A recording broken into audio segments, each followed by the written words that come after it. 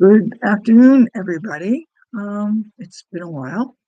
I hope everybody's doing well, and if you're back to school, hope school's going well for you. If you're in the last days of the summer before you go back to school, I hope you're enjoying your last days and everything's coming well. And it's been a long month, and it's only like 2 months, a little more than 2 weeks into the month. But today I've got something that's going to be somewhat controversial. Perhaps could be. At least some people might not like it. So let me go with the quote. I'm not sure who wrote this. I did some research and I found very subtle changes in every copy of it. So I kind of combined it and put pretty much everything I found into it. Because some of the lines were in one, they were in others, and so I just sort of like put it all together. So who did this? I have no clue. If anybody knows, let me know. I'll be more than happy to change this and put a name in it. But it starts out, marriage is hard, divorce is hard, choose your heart. Obesity is hard, being fit is hard, choose your heart. Being in debt is hard, being financially disciplined is hard, choose your heart. Communication is hard, not communicating is hard, choose your heart. Starting a business is hard, a 9 to 5 job is hard, choose your heart. Life will never be easy, it will always be hard, but we can always choose our heart. Pick wisely.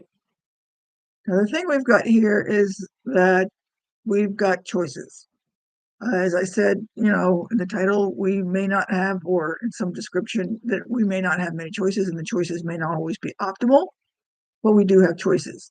Now, where this gets to be somewhat controversial, I know a lot of people will get upset with this because they'll say, I've seen something that said something like, I didn't choose to have cancer. I didn't choose to be abused. I didn't choose this. That's true. And this is what I'm saying, where life is hard. We have things happen to us. All of us have things happen to us that we do not choose. It happens. Now, in my particular case, so to let you know, and I know where this is coming from, other than, Hurricane Debbie and getting a little flooded from that and having a few other little issues that happened in the last couple of weeks. One of the things that I did this past week was go to the ophthalmologist to get tested to previewed for cataract surgery. And because I'm myopic, they kept telling me I was myopic. It's like, I've done this for years. Why do you keep telling me? But that's beside the point. Anyway, they said I had some retinal tears that had to be lasered to be fixed before I could have the cataract surgery. So when I got seen by the doctor, the specialist on that, he indicated that yes, I would have to have the surgery. We set up that, and they mentioned in passing, more or less. And you also have dry macular degeneration. It's like, what? Okay, this may not mean much to some of you. Some of you understand exactly what this is, but it's an issue in the eye that's permanent in the sense that it cannot be fixed and it cannot be taken away. Some cancers, if you catch them quickly enough and early enough, they can be cured and you can be cancer free. You cannot, at this stage of the game, you can't, once you get macular degeneration, there's no choice. You can't do anything about it. The only thing I can do right now is to monitor it and do what I can to not make it worse. Because if it keeps going, it ultimately could lead to blindness. That's one of the extreme end results. And it's not so extreme anyway, because it's in the if parts of the eye sort of like separate from the retina and everything, it gets to the point that you can't see. So I mention this from the standpoint that yes, I've got a situation in which there's, in a sense, there's not much I can do about it. Now, I'm going to be seeing this doctor for like 2 or 3 times a year for the rest of my life, most likely.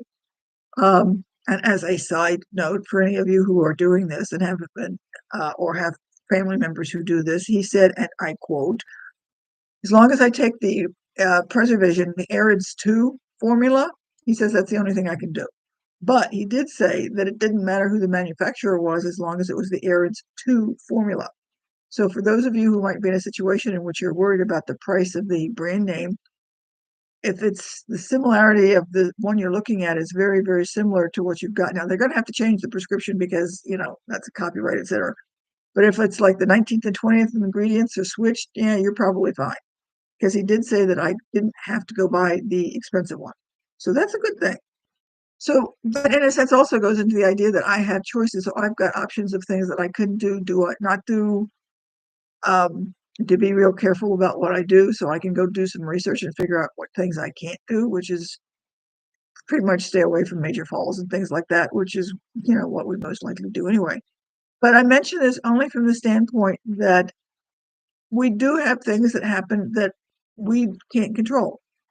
You might have cancer. You might have been abused. You might have other situations. You might be homeless. There could be anything that could be going on. No, you didn't ask for it. I didn't ask for the macular degeneration. But we do have a choice about how we respond to that.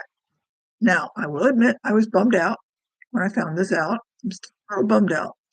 But I also started to realize that I'm grateful that I found out now, because if I hadn't gone through if I hadn't made the decision to go see the cataract surgery, I could have postponed that for another year or two. It's not like the cataracts are so bad that I have to have it now. I could have postponed that. And if I'd postponed that, I would have postponed the discovery that I had the macular degeneration. And who knows what that would have led to in 2 or 3 years, or whenever I decided to get the cataract surgery.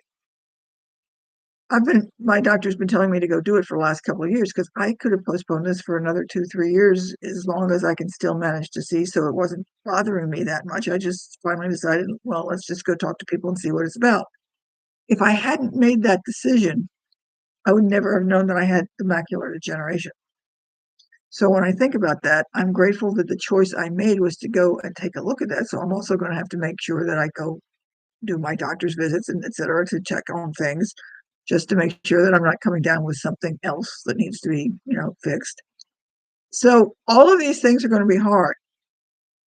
We don't have a lot of choices in some cases, but we do have a choice to respond to these things. I can choose to be bummed out and just go say, gee, everything's gone wrong with me. I had the storm, I had this, I had that, I had this, and it's like just I don't want to. Or I can say, okay, it's happened, but I still have the ability to make choices. I have the ability to do things on my own. I have the ability to get myself to the doctor, to do whatever it is I need to do to take care of myself, see if I can postpone this or take care of this as long as I possibly can to keep it from getting worse. If you think about it, all of you know people who are, to use the term Debbie Downers, everything is really, disastrous. It's all a major problem. Then you also know people who seem to be happy no matter what goes on. So we could say, back to this particular quote, do you choose to be a Debbie Downer or do you choose to be overly happy? Again, that's your choice. The older I get, the more value I see in being overly happy. Because from what I can tell, overly happy people tend to live longer and they're happier. Well, they're happier because they're overly happy, but they have better health in general than the Debbie Downers who basically say, oh, well, what's the big difference? And so they'll stuff themselves full of food that they shouldn't eat because they don't care. At least, make the choices to do something that's going to be beneficial to you. I'm also, with that in mind, if you've got choices that you're not sure about doing, might want to give some thought to basically say, okay, doing this, let's just say, again, because I'm a teacher, going to school or not going to school. Either option is going to be hard. If you don't go to school, you're going to be in the same situation you're going to be for a long time. And if you're thinking of going to school, there's a reason you want to go to school, right? Maybe you need that promotion. Maybe you want to get into a better job, whatever that reason is. So staying in that particular occupation and not going to school is going to be difficult on you because you're going to be unhappy and you're going to keep wondering what if. Going to school is also going to be hard and has got other things that go along with it. Choose your heart. Which would you rather do? Would you rather face the issues that going to school bring up, or would you rather continue the issues that you've got really right now, which is making you think about wanting to go to school? We could say that for some of you who've got the idea of you don't want to stay in the job you're in, but you may not want to take a chance of getting out and seeing if you can find something better. Stop whichever way you go, and I'm not telling you which way to go, but I'm saying stop and think about which hard is going to be easier for you to live with. Which can you tolerate better, and which is going to, in a sense, make life easier. Make that decision and acknowledge that you've made the decision and then let it go. So let's just say you want to leave your job, but right now, for whatever reason, may not be. Then you make the choice that you're not going to leave the job right now. That doesn't mean you never will leave the job. It's just that right now was not the best time. You can put it back and come and revisit the idea in 6 months, a year, or whatever.